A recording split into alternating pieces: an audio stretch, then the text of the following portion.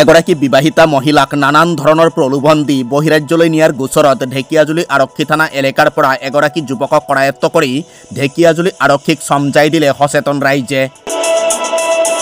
প্ৰাপ্ত অভিযোগ অনুসৰি 2020 চনতে নানান প্ৰলোভন দি বহিৰাজ্যলৈ মহিলাগৰাকীক নিছিল যুৱকজনে। তেতিয়াৰ পৰা নিৰুদ্দেশ হৈছিল এক সন্তানৰ মাতৃ তথা মহিলাগৰাকী।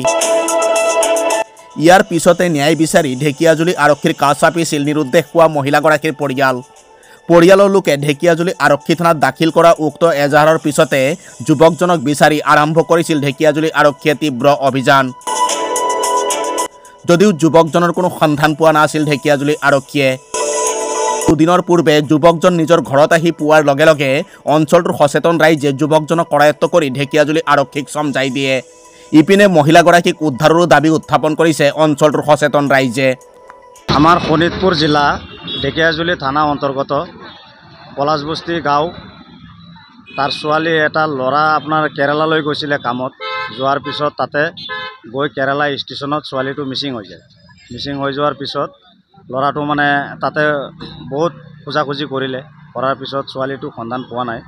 তা আপোনালোকে যদি কিবা সন্ধান পায় আমাক জনাব প্লিজ। সব গাঁওবাসী ঘৰৰ চবে পৰিচান হৈ আছে। আপোনালোকৰ ওপৰত এইটোৱে ৰিকুৱেষ্ট। ল'ৰাজনটো আমাৰ চবে ৰাইজে মিলি পেলাই আমাক থানাত দিয়া হ'ল। চবে ৰাইজে কৰি পেলাই আমাক দিলোঁ, আমি থানাত দিলোঁ।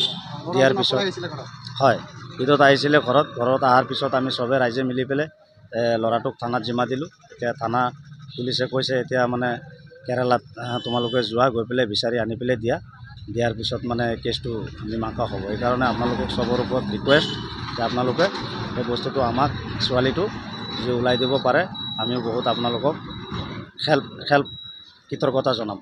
আজি 6 বছৰমান হৈছে যে আমাৰ ভণ্টি নিৰুদ্দেশ হৈছে। তাৰপিছতে এতিয়া মানে তাক ধৰা হৈছে আৰক্ষী থানাতে, এতিয়া তাক এৰেষ্ট কৰা হৈছে। এতিয়া তাক মানে মোৰ ছোৱালী লাগে আৰু তাৰ যি শাস্তি পাব লাগে সেই শাস্তিটো তাৰ পাব লাগে।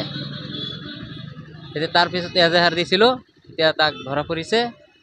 এতিয়া তাক মানে যি আমাৰ ছোৱালী লাগে, ছোৱালী পোৱাৰ পিছতে তাক মানে যি শাস্তি পাব লাগে সেই শাস্তিটো তাক পাব লাগে।